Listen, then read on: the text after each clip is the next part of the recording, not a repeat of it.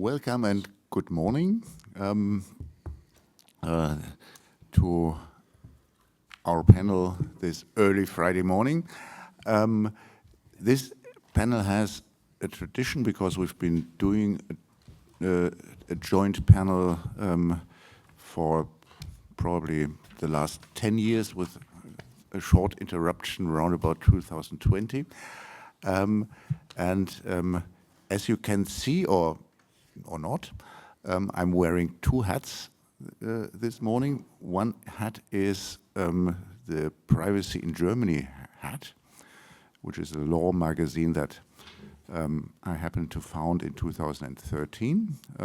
Law magazine that is a bit different than other German law privacy law magazines, because we publish articles both in German and in English. And while we Germans sometimes have a certain tendency to discuss privacy, to prefer to discuss privacy amongst ourselves, because some of us privacy lawyers would think that would unjustifiably think that it is us Germans who invented privacy. We know it all just very, very well. But that's not what I think, and that is not what you will find in our law magazine. And the other hat that I'm wearing is the hat of Deutscher Anwaltverein, the German Bar Association, that is coordinating or organizing this panel, co-hosting this panel, well, even within the Deutscher Anwaltverein, I'm wearing various hats, and one of the hats is that I'm leading the Committee on Information Law Matters of the German Bar Association. We have a wonderful and strong office here in Brussels, because if you do privacy law and information law in general, chances are that the matters are focused here in Brussels more than in our national member states. We have Myra here, who is working for our office here in Brussels. If you have any questions concerning the activities and the focus of the German Bar Association here in Brussels, ask Myra. This panel we wouldn't have this panel, by the way, without Myra doing all the organization. When I heard that the motto of this year's conference was "The world is watching," something clicked in my head, and I was thinking, well, then there will be a lot of panels here discussing big tech and all the matters in the private sector. And I'm always convinced that it is important not to forget that if you do privacy law has two ends, and one end is all the matters we are discussing as far as business is concerned, big tech is concerned, etc. But the other focus that we must not forget when we are privacy lawyers is that privacy law, if you may say so, has also been invented as an instrument of civil liberties as towards surveillance and as towards the state becoming too hungry for data. And so what we are going to discuss today is what issues there are for lawyers as far as state measures and government activities are concerned, investigating too deeply into what lawyers are doing, and trying to enact laws that have a tendency to infringe on the protection of privacy in our daily activities as lawyers. I'm now going to introduce to you one by one the wonderful speakers I'm happy to have on this panel. First of all, pardon my non-existing Spanish when I now do the pronunciation, Leonardo Cervera Navas. Thank you, I practiced that. Leonardo Cervera Navas is based here in Brussels at the EDPS, the European Data Protection Supervisor, waiting to get a new boss, I think, or to get the old boss back. Nobody knows at the moment. You have been working for the EDPS for the last 15 years, if I remember correctly. You have been a data protector all your life, all your professional life at least.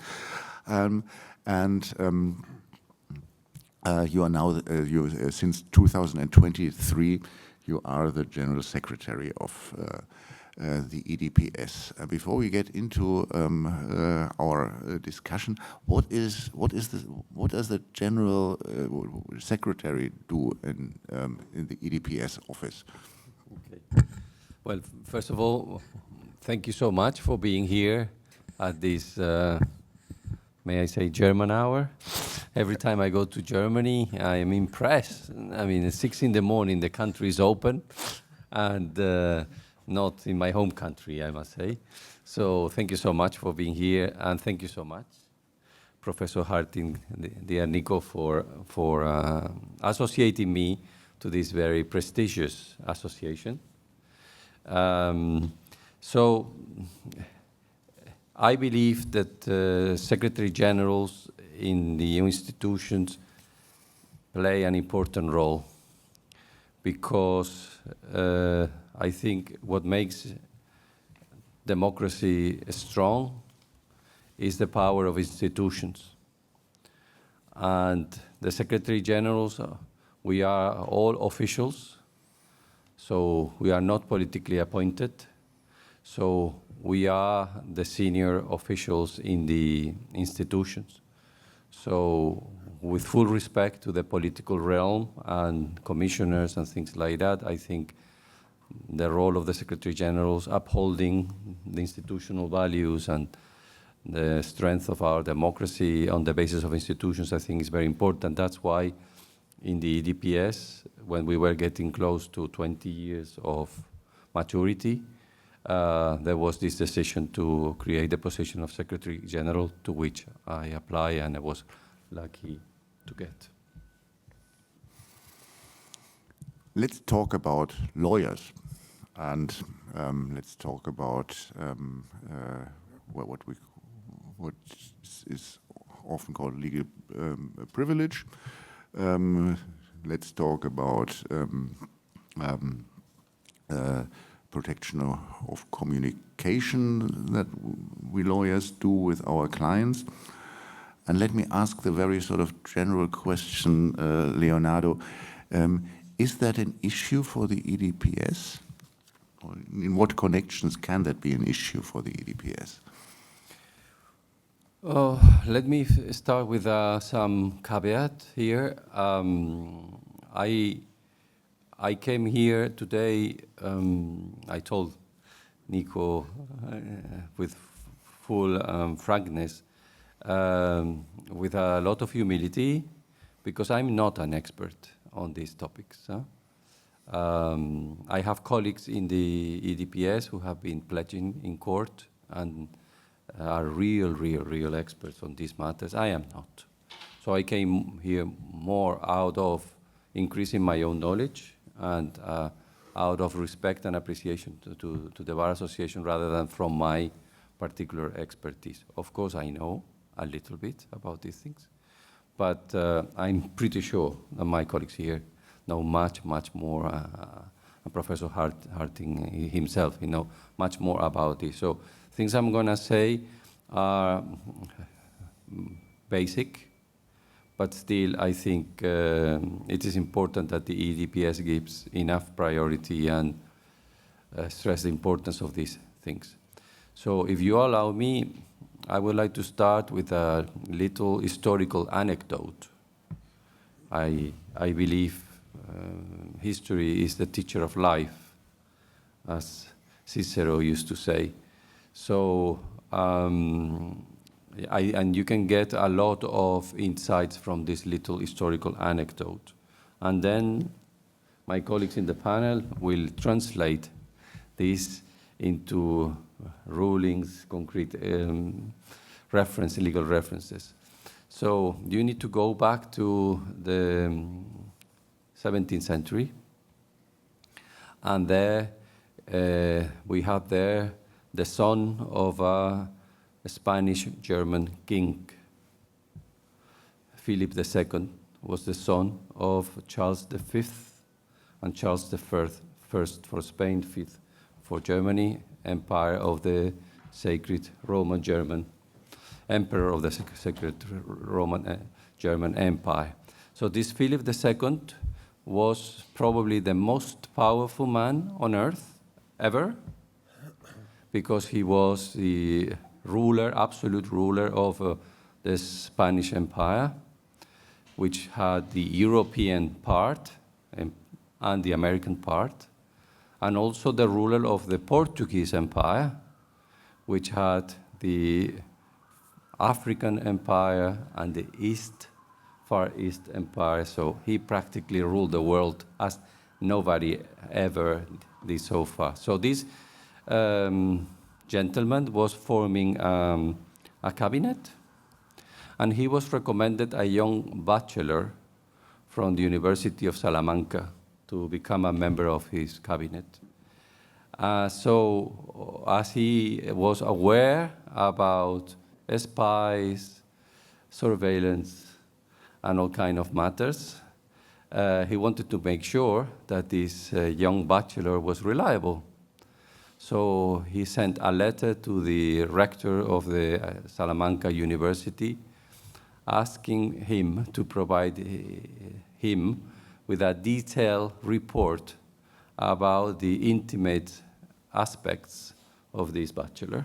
So he wanted to know if this gentleman was regularly attending Mass, he had been seen frequenting bars, hotels, what were his companies, had he made any political assessment and declarations and things like that. So 3 months after, there was no answer from the rector of Salamanca. So the king became a little bit furious and sent another letter. This is all in the archives. Sent another letter to the rector, reminding him about his obligation to answer and his obligation to respect the authority of the king. And then finally, I think 1 or 2 months later, not in a hurry, the rector answered to the king and said that with the utmost respect to His Majesty, he was bound by some principles and laws of natural law which prevented him to provide this kind of information to the king without a proper explanation and without getting the consent of the alleged person. Philip II did not order this guy to be removed. He simply accepted it and hired the young bachelor, who became afterwards a prominent person in the government of the Spanish Empire. So, if you translate this to what is happening today at Harvard University, you understand the kind of cycles we are living in law and society and things like that. And here, I would like to start by saying that there is also a principle of law well established that says that the law does not uphold the abuse of law.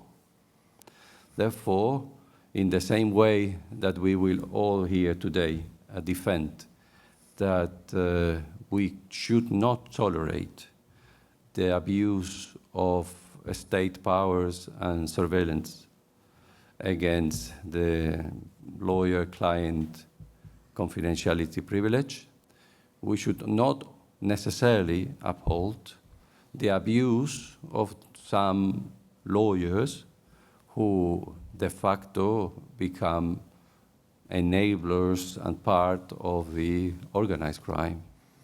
So we need to accept that the abuse of law is bad in both respects and find the appropriate protection.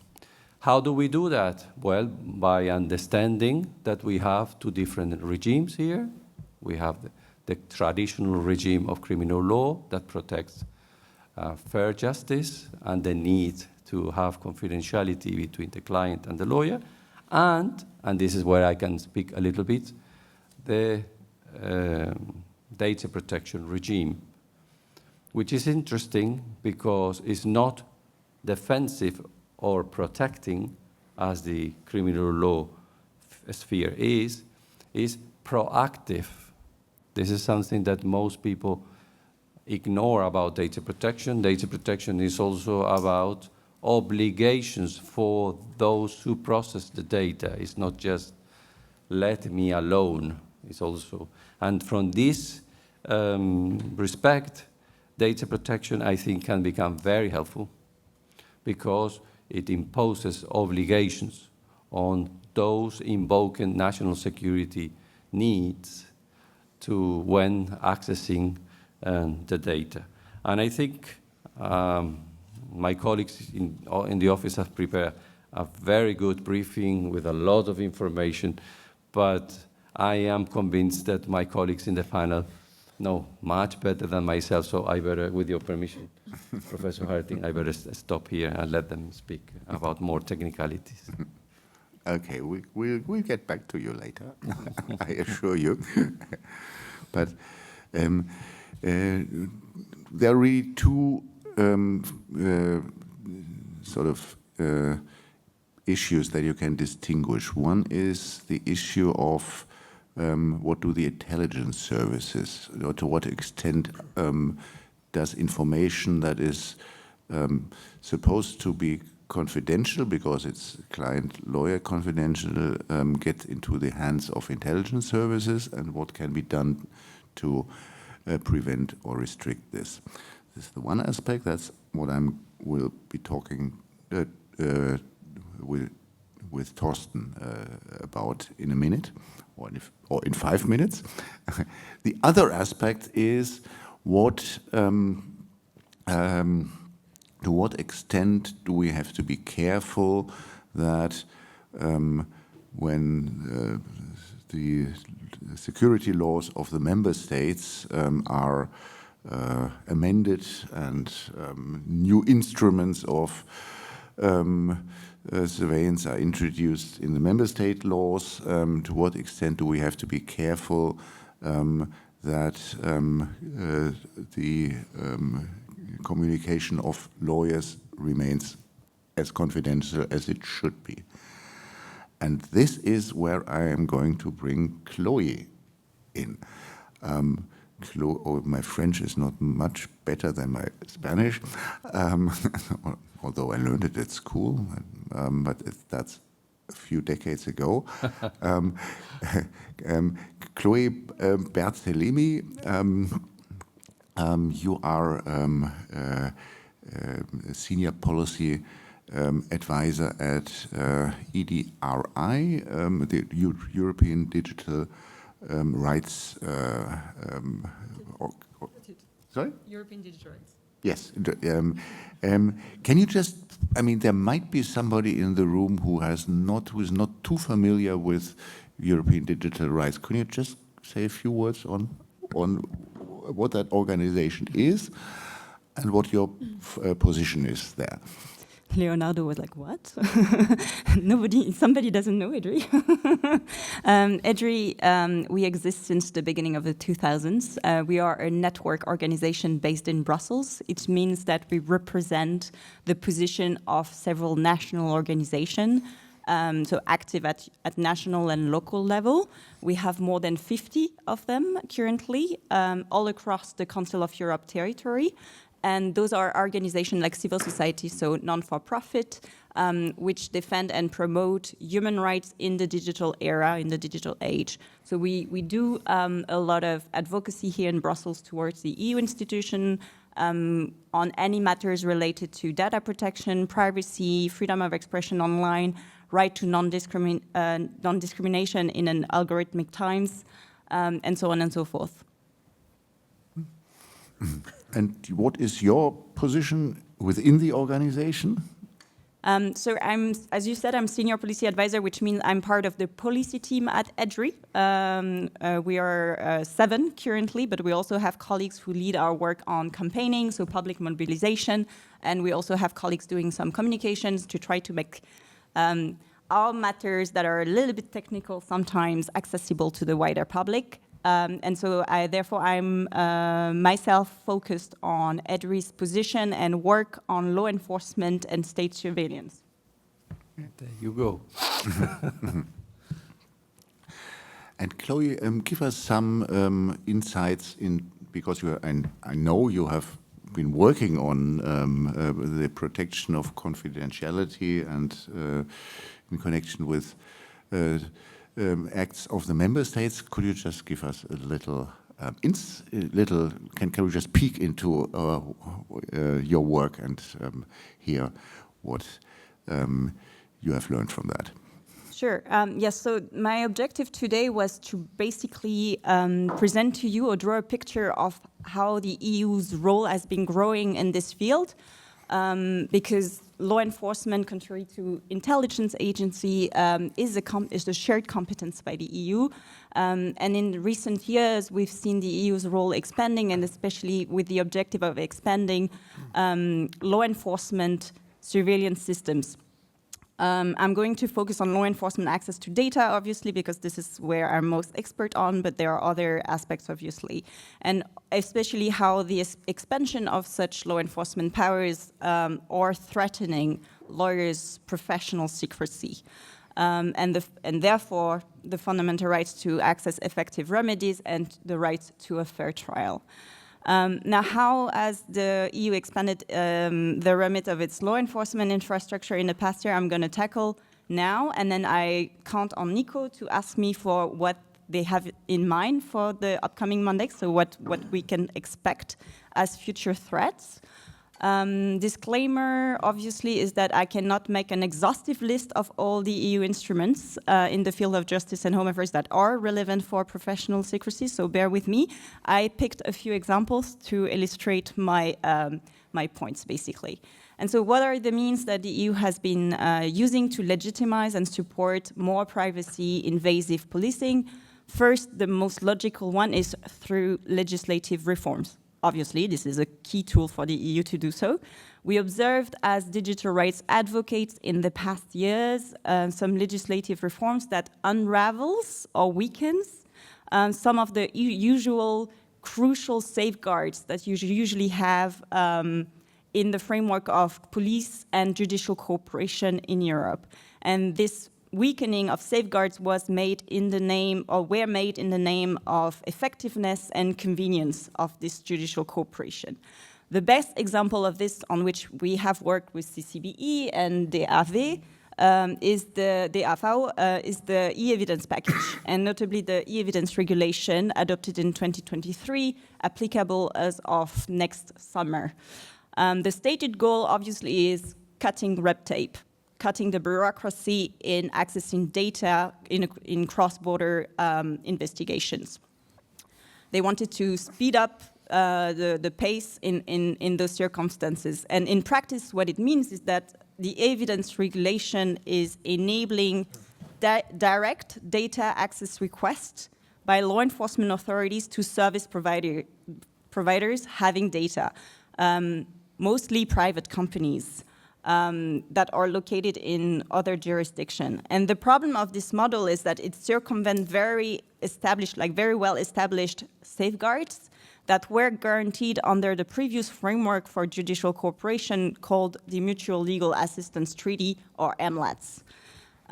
EDRI, the journalists, the doctors, the lawyers' associations have warned that this is a threat to many fundamental rights, including the confidentiality of the lawyer-client communication. So the e-evidence regulation has introduced those new cross-border police powers, but they are accompanied by barely adequate safeguards in the regulation.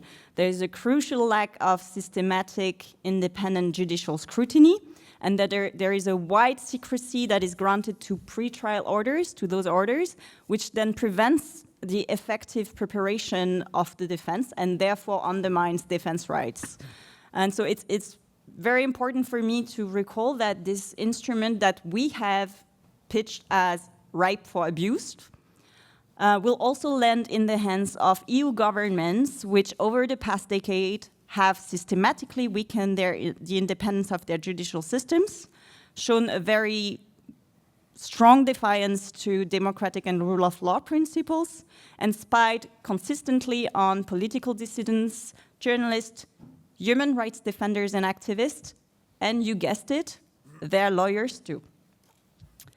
The second means through which EU has expanded its law enforcement infrastructure is acting as a forum, not a passive one, a very proactive one, for law enforcement to circumvent national rules, including constitutional guarantees, such as immunities granted to lawyers. This is the idea of forum shopping. European law enforcement sometimes, or more often than not actually, organize joint operations cross-border, and notably the data harvesting and analysis part of those operations. They coordinate according to the jurisdiction which has the lowest level of human rights safeguards in their domestic law, or allows for more intrusive surveillance methods. So they pick the member state which has the lowest safeguards. The Sky ECC case, which is discussed in another panel at the same time, which is very frustrating, the Sky ECC case illustrates this key role that the EU is playing in terms of judicial cooperation instrument and agencies, also in police cooperation, in enabling such foreign shopping to happen between national authorities. The operation was of Sky ECC entailed the bulk hacking of an entire private communications network without prior individualized suspicion. They didn't know who did the crime. They just hacked the entire system and collected all the data, which is not legal in several member states of the EU, notably in Germany. However, the data was then distributed to all member states, which has some link to Sky ECC, or some users in those jurisdictions. So Germany benefited from the hack, although its domestic law prevented initially from accessing the data. So the French authorities took the lead. They did the dirty job of hacking the system, and they effectively conducted an investigation on the territories of those member states which do not allow for such bulk hacking to happen. And so in complete disregard to domestic rules and constitutional protection of private communications. And then Europol, the European Union Police Cooperation Agency, served then as a distributing platform of the intercepted data, and therefore as a vehicle of this forum shopping strategy, which still causes nowadays very, like a lot of issues for the rights of the defense, because a lot of defense lawyers all across Europe are really struggling in terms of verifying the evidence that was collected by the French authorities. And so what you can see, and why I brought up the Sky ECC case, is because the use of EU cross-border instrument, in that case, the European Investigation Order, the EIO, and the Europol agency, notably legitimized by the 2022 Europol reform, but not going to go into the detail, you're laughing, normalizes and legitimizes the use of very intrusive arguably illegal interception and surveillance methods and techniques. And we could see this clearly reflected in a CJU ruling a year ago on EncroChat, which favored the principle of mutual trust in European judicial cooperation over the application of the data protection and privacy acquis. The court avoided linking its decision in the EncroChat case to its case law on the fundamental rights of privacy and data protection in criminal matters, which is very rich, which is very important because it gives a lot of meat to the Charter of Fundamental Rights, Article 7 and 8.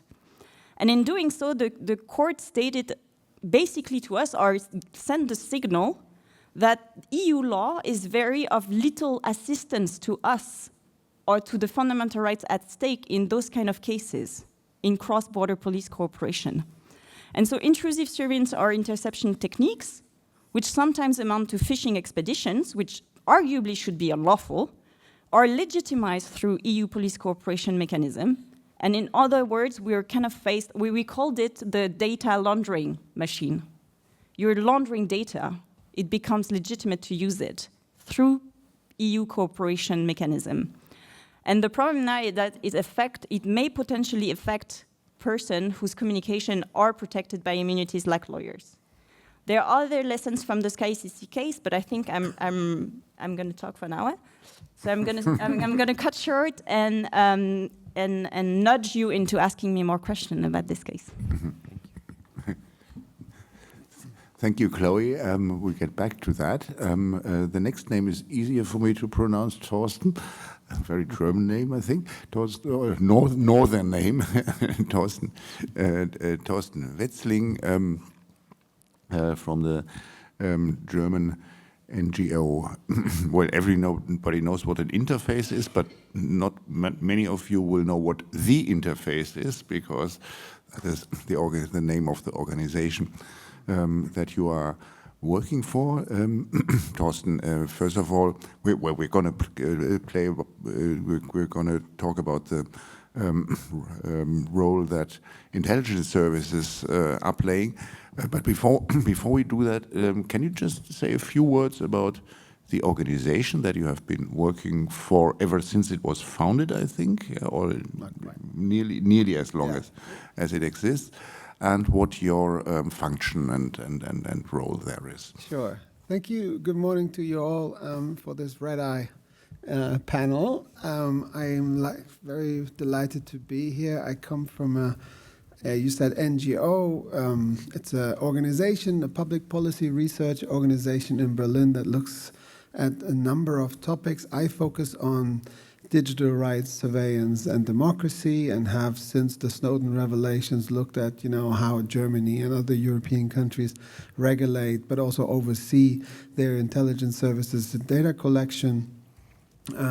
But we have other teams as well that look at artificial intelligence, that look at cybersecurity, that look at platform regulation at some point, and that's basically a public policy, non-for-profit organization, small team, and I lead a team of 2 people, and we have one standard project. It's called the European Intelligence Oversight Network, where we bring different judicial and expert oversight bodies together to discuss selected topics, and some of the topics I will discuss today. The intelligence, the law on intelligence services, the rules on intelligence services is, if I may say so, one of the few areas of law that are still completely untouched by European law. This is strictly the law of the member states. And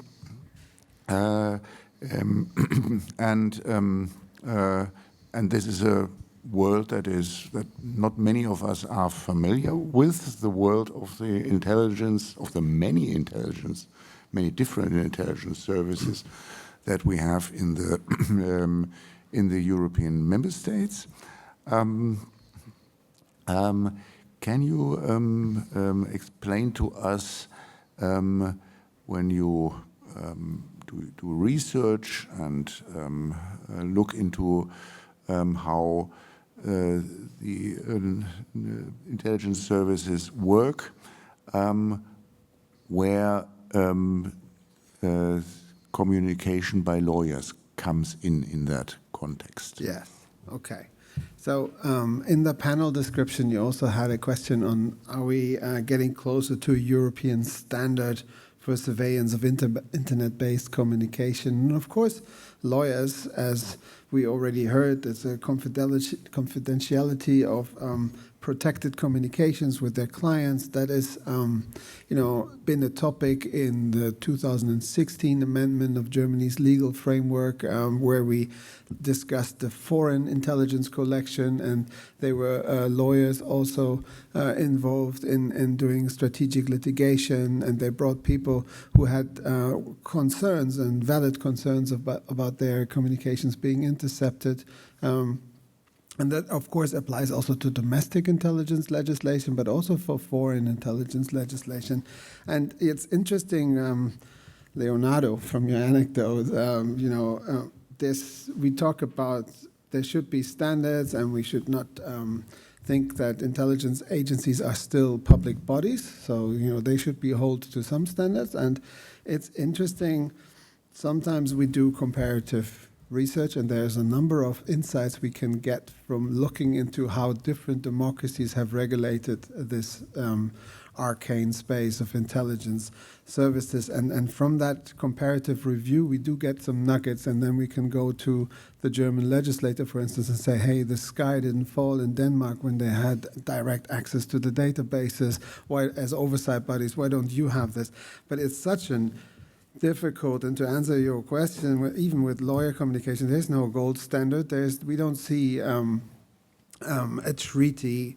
We don't even have a convention. There are two things, if I may, Nico, I wanted to highlight. So there was the OECD, an international organization sitting in Paris with economic interests, and they looked at data transfers and also the ways in which democracies, unlike Russia and China and authoritarian regimes, have standards in place for the access of national security services to protected data and also to just personal data. And they have come forward with some standards, but sometimes it was embarrassingly scarce, because initially they wanted to distinguish themselves from other countries. But if you look closer at what do we have in common as democracies when it comes to the legal basis, when it comes to the legitimate aims for which you can collect, when it comes to the authorization process, when it comes to the data handling, the transparency requirements, the oversight design, so independent and effective oversight, is that guaranteed? Redress. There was a lot of negotiation going into this OECD declaration, and it's a good start. But it doesn't, for instance, include extraterritorial communication, settings. Another aspect it's not included, and that I'm working towards, is, we know compelled access, when you as a service can compel data entities or internet service providers to get your access to the data. But what about it if the data is openly available on the data market, and you can purchase data sets, or you can purchase subscriptions to dynamic data sets? We recently had in Germany a case where 3.6 billion geolocation data were being sold for about 13,000 euros. And you ask yourself, is this only for individuals of interest, or is this for the service? And of course it's for the services, but we have very, very little regulation. Now, you said that doesn't touch upon the European Union, but I found it interesting. I was recently in Ukraine, and Ukraine is, of course, becoming a member, or wants to become a member of the European Union, and there's a roadmap for this country being established, and this involves chapters on justice, security, home affairs. But when it comes to the acquis of the European Union with surveillance and national security, they of course ask, okay, how are we going to do this? And then they look for different models which one to adopt, and few people can give their guidance. So I find it very interesting to to say. And then lastly, there's the Convention 108 of the Council of Europe, of course, which it's protection of individuals regarding processing of personal data. And it is one of the few international instruments that doesn't make an exception for defense and national security. But it hasn't become into force yet. And we know countries, for instance, like Denmark, have not even signed, let alone ratified this document. So there's a lot of resistance. It is, in principle, a very, very good document, but it makes exceptions to what data processing can go. And so, you know, I find, especially if you ask me, what are we working on specifically today? It's really this data purchasing, because that's an element. There are different modes of access to data, including protected data from lawyers. Some of them are more densely regulated. Some of them have been under the radar of oversight bodies, but then there are other ways of getting access to data that are not so well regulated. And, you know, there we have started to do work with looking at the UK, the United States, and Netherlands as 3 case studies where we now see some movement when it comes to, you know, adopting some frameworks. Now, is it legislation or just an internal executive decree? But we see that there is an insight there that you say, hey, we have different ways to determine access types, and one is publicly available data. You know, if your son and my grandmother and everybody else can buy it, why shouldn't the services buy this kind of data? But then this is very, very different from some of the very catered solutions that for national security agents as clients are being sold, and there is many question marks and many risks of severe infringements into fundamental rights that are not being addressed.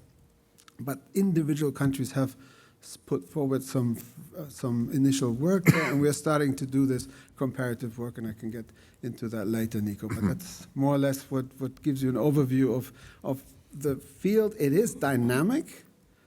So, you know, when we started to get to know each other after the Snowden revelation, it was really like, wow, you know, there should be in the public policy institutions that even look at the national security legislation. There was a lot of outrage of what the Americans, the audacity of spying on us.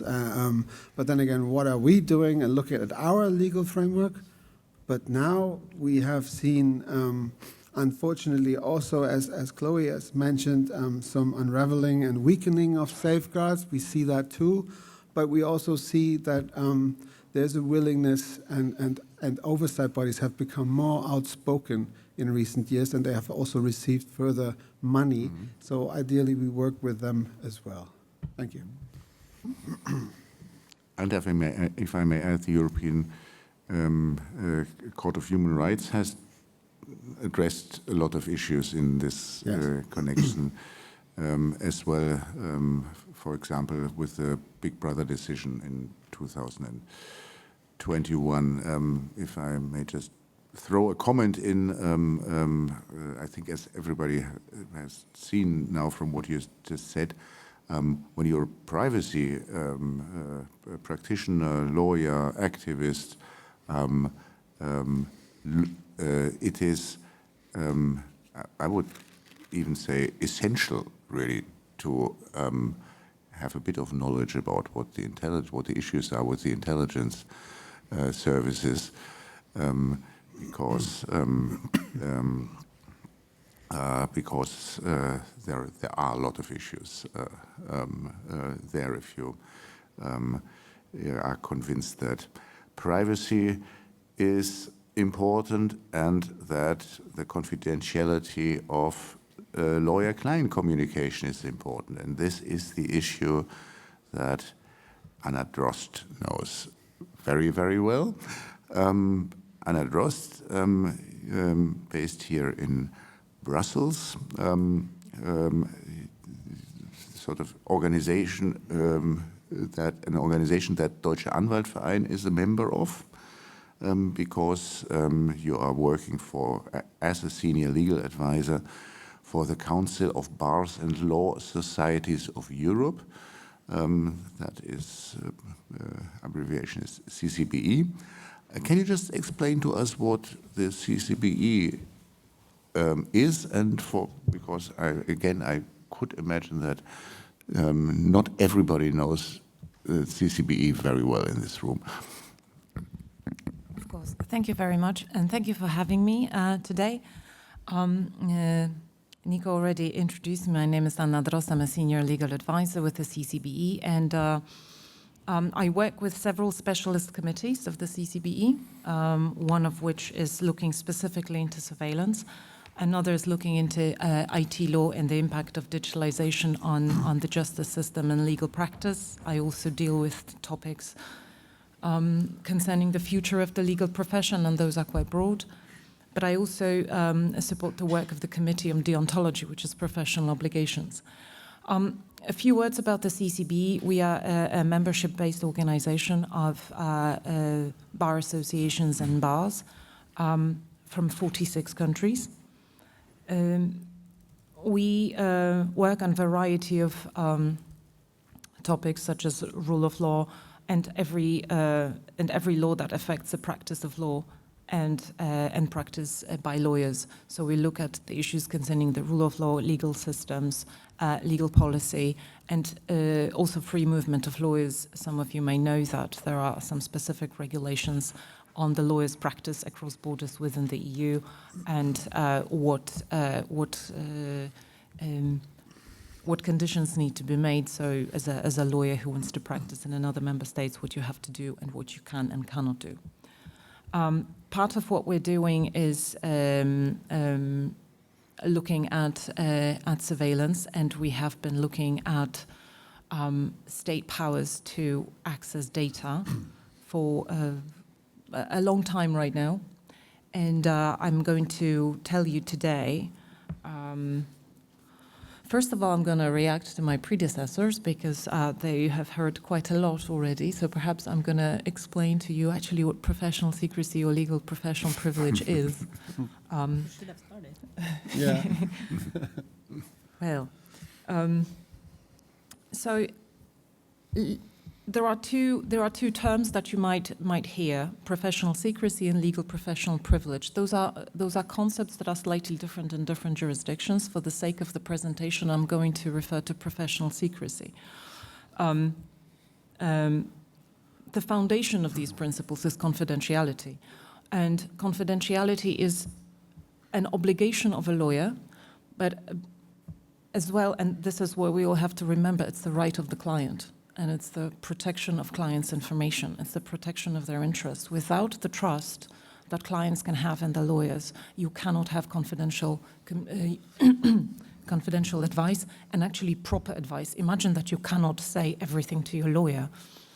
The risk is that the representation and advice you are going to get is going to be insufficient or, irrelevant to your circumstances, because not everything might be addressed if you don't communicate all the details to your lawyer. This principle is reflected in all laws of the European countries. It is reflected in international conventions, such as the European Convention on Human Rights and EU Charter of Fundamental Rights, and it is confirmed in the case law, both of the CJEU and ECHR. So those are the principles that are extremely important, and as such have to be protected. And you might think, okay, so how do we actually look at different laws and where the risks are? We've heard from Chloe and Torsten about the activities of law enforcement and intelligence agencies, and there are certain aspects of laws that you have to look at. And this is how we start, basically. This is how when there is a proposal, I look at these aspects in laws where confidentiality is threatened. And there are a couple of elements to look at all the time, which is how are the powers of surveillance of accessing data defined, and to how specific warrants for information are. This is very important because if the formulation is very broad, it would actually allow to access all sorts of communications because you can interpret broad provisions either to your advantage or to disadvantage. That's why it's very important to have proper definitions in place. And where we're talking about the gold standard for surveillance policies, and we're talking that there is no such gold standard, but there are certain principles that need to be reflected. And specificity is one of them. Another one is transparency and information. You have to be, in case of surveillance by either law enforcement or intelligence services, this is a complicated matter because sometimes you don't know, and you may not know for months. That's why it's important to have procedural safeguards in place to protect your rights, because you are actually, as a suspect, on the receiving end of state power. And there is a gigantic imbalance of power in such cases. There is a defendant against the state that has more resources to investigate, to build the case against the defendant. That's why it's important to have these safeguards in place. Such safeguards include the being informed, perhaps even exposed about surveillance, that this information has to be delivered either to the person or to the lawyer, and that you have access to remedies so you can challenge such a warrant, even if it's exposed. Perhaps I can also tell you where the cases of surveillance of lawyers come in. I mean, there have been in the past cases where actually lawyers' communications were monitored. Sometimes it happens as a result of actually suspects or defendants being the targets of surveillance activities, and then inadvertently the communications with the lawyers is intercepted. Okay. We come to the practical issue here, how to identify lawyers' information, and to know, for example, that this phone number belongs to the lawyer, so no, interception stops. And there are systems like that in some countries. Netherlands is one of them, that lawyers actually register the numbers. And the interception can then stop. And another issue I thought of bringing up is that we are talking about a certain gold standard. But there is one thing to have a gold standard, and there is one thing to enforce it. Mm-hmm. And a lot of the procedures that actually we are talking about at national level, both in case of law enforcement, because a lot of, even if you have European instruments on criminal law and law enforcement, a lot of them will rely or will refer to, at some points, to national criminal procedural rules. So you are looking at the laws of the member states, similarly with intelligence. And then there comes a question how you actually identify confidential information and what you do when you actually come into possession of confidential information. You can imagine that,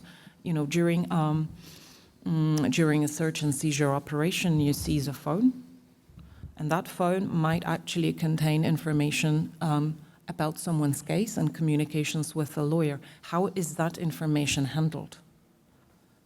In some countries, you would have it copied, all of it, on the server. And then, of course, there is a question, how do you handle confidential information? Do you destroy it? What are the protocols for data retentions, etc.? So that's some very granular, very practical issues that are already regulated by actually some of the data protection laws. It's a matter of putting them into practice and enforcing them, and actually being also aware that such an issue may arise. Perhaps I can stop here and wait for more specific questions for you from the panelists. Thank you.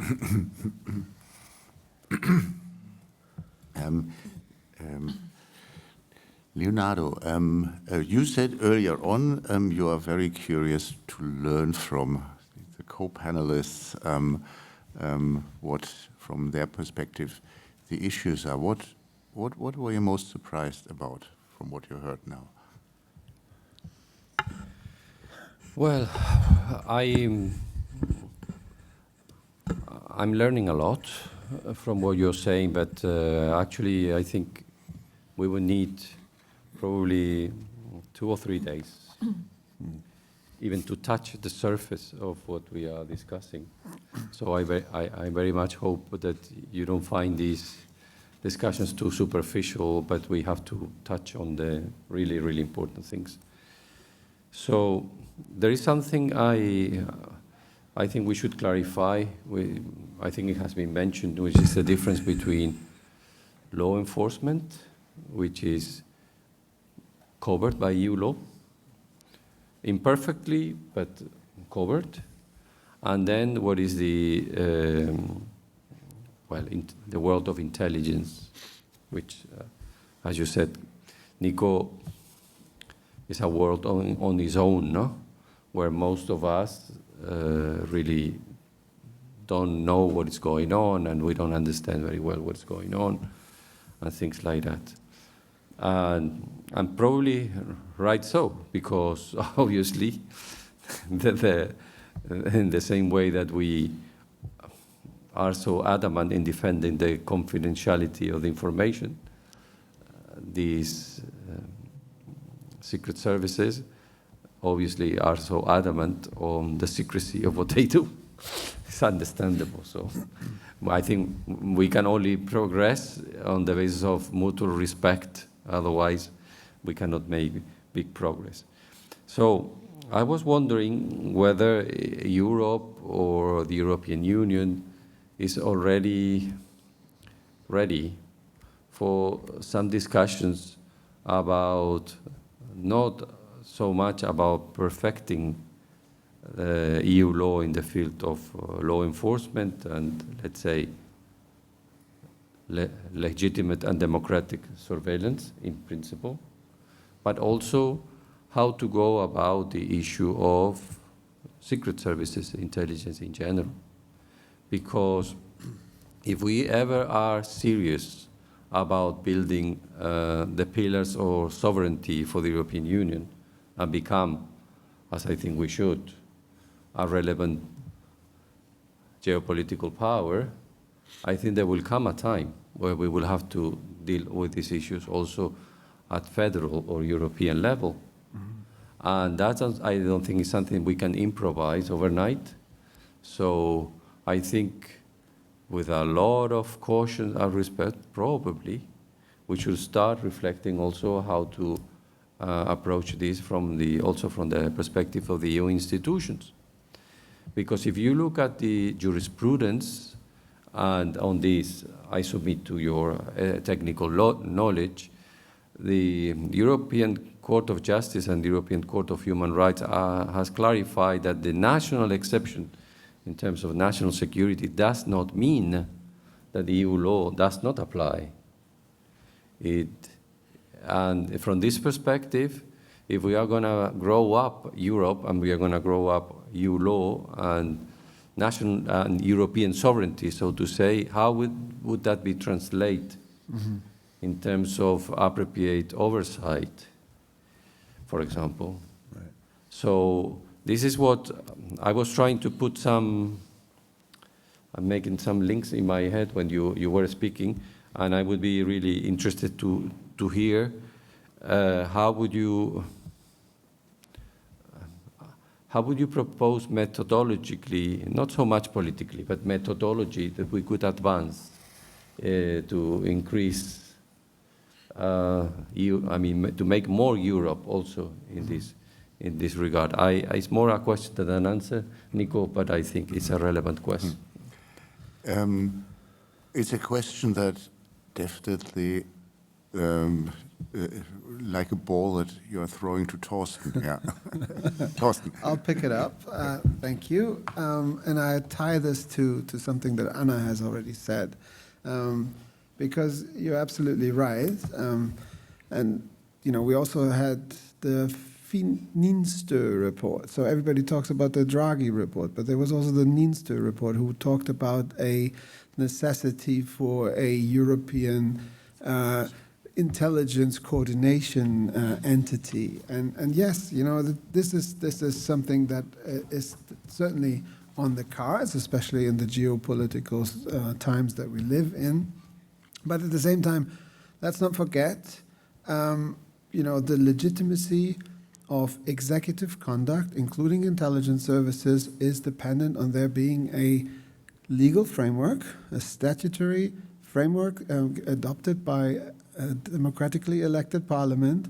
And then laws can only go so far, so you need to also have to independently verify that the standards in this law are being adhered to, and if not, what can be sanctions. And then we look at, as you mentioned, the design of oversight entities. And there, also what Anna said, there is oversight.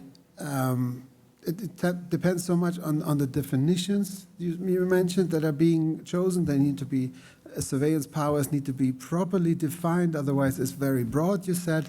And sometimes we know that oversight can be thought of, some courts have defined it as this, as a compensation for hampered mechanisms such as redress, because you cannot really notify each and every citizen of the world when their communication is being intercepted. So you have an emphasis on end-to-end oversight. So the entire life cycle of data collection should be subjected to standards and verification by the oversight bodies. But if you look at it very closely, you realize that in Europe there's no way that intelligence oversight is being professional to the extent that it should be. In some countries, especially Southern Europe, we don't see that many developments that you can rightly speak of an independent and effective oversight. And even in Germany, we have an entity, such an independent control council with commissioners and judges being elected to this body, but they make important decisions on what does proportionality mean in actual practice when we have this case here to authorize or not. And are they subject to reporting obligations? Is there contribution to the development of the legal body? Because if they decide on a case, they develop the law further. But this is hardly ever subject to public reporting. So the public doesn't really know all that much about it, and that's why my organization tries to dig deeper and see, what of the different access types are being regulated. Does the remit of the oversight body extend to this mode of access? If it does, what competences do they have? Do they have direct access, the oversight bodies, to the databases of the services? And if they have direct access, great. But do they have the technical expertise and knowledge to make use of this direct access? And, the German Constitutional Court, just to throw in one term, has also spoken of additive rights infringement. So it's one thing to allow in your law, let's say, some data collection, but if you know the totality of data collection practices and the triangulation of data that takes place, then you can get very, very granular profiles of individuals, and sometimes the oversight bodies are really lacking behind to just comprehend this. And then, of course, they're competing with experts on a market, and so we see some good examples, and we've put forward a compendium, a website. It's called intelligence-oversight.org, where we see some good or better practices that we like to be promoted. But it's a tough one, and I think that's why I very much like what you said, Anna, about this, making sure that there are proper definitions, because if the definitions are broad, then the oversight bodies don't really know, to what extent can they hold the services to a standard if the standard by itself is very vague. Yeah. I'll just hand over to Chloe. In replying to Leonardo's question, $1 million question. How can we? I think you said not politically, so it's really hard because we are in such difficult political situation because the member states are so clutching on the national security. But we are not politicians. Exactly. We don't need to go into politics. Very good. You can have hope. After the Snowden scandal, you could say that there was an opening of discussions and trying to find solutions at European level. Like the FRA, for example, could deliver it's a very thorough report on oversight bodies on intelligence agencies, which was not within their mandate theoretically, but they could do so because there was a political momentum to do so, and it really, like, the parliament adopted several resolutions, so it became a European topic for a short while. I think we missed the chance. Maybe you are asking to be very creative with your question. I would say that the legal basis in the treaties related to, and I don't remember the numbers, to data protection, but the same ones that were used for the GDPR and the LED could be a good avenue. I don't think their full potential has been exploited yet, and that may be like kind of a simplistic answer, but the roadblocks that EU law managed to create to this wide application of the national security prerogative comes from e-privacy directive.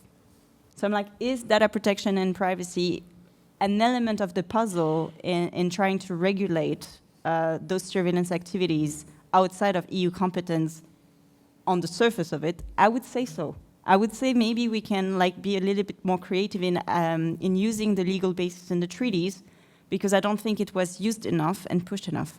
Now again, the political landscape where we had the withdrawal of the e-privacy regulation proposal makes me pessimistic about that.